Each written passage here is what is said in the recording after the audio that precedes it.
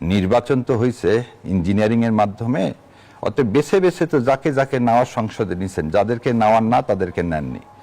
ফজলুর রহমান সাহেব আবার বলে দিচ্ছি, তিনি মুক্তিযুদ্ধকে ধারণ করেন না, সেজন্য 24কে ধারণ করেন না।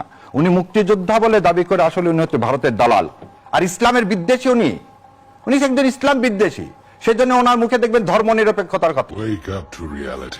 ইলেকশন ইঞ্জিনিয়ারিং যদি হয়ে থাকে, একটা জামাতের উনি যে দল করে, একটা জামাতের সদস্য তো কইল না যে ইলেকশন ইঞ্জিনিয়ারিং হয়েছে। এই প্রশ্ন তো স্বয়ং জামাতের আমিরের নামে আছে।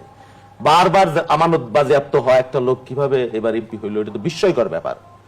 এই প্রশ্ন অভিযোগ তো জামাতের বিরুদ্ধে আছে, কিন্তু জামাতের লোকরা এই প্রশ্ন সংসদে একবার উত্থাপন করে না, কারণ ঢিল ছুড়লে নিজের দিকে পড়ে।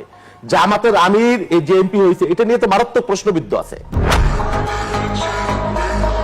বিশেষ করে জামাতের আমিরের বিজয়টা, নাহিদ ইসলামের বিজয়টা, এটা মারাত্মক কোশ্চেনেবল বাংলাদেশে এই মুহূর্তে, এবং এটা নিয়ে প্রশ্ন আছে। নাহিদ ওই যে এরাকে হাসনাতকে যেভাবে প্রার্থী হতে দেয় না, ওইখানে বিএনপির মঞ্জুরুল হাসান মুন্সিকে, এইটা প্রশ্নবোধক ব্যাপার। সিলেক্টিভ লোককে তুলে আনা, কেয়ারটেকার সরকারের কিছু কিছু ইঞ্জিনিয়ারিং ইলেকশনের মধ্যে আছে, এটা আমিও মনে করছি। মানে ফজলুর রহমানকে ডিফেন্ড করতে পারছে না পার্লামেন্টের মধ্যে। জামাত ইসলামের একজন নেই, ওনাদের মতো 2-3 জন যদি দায়িত্ব তাহলে ভালো হইতো।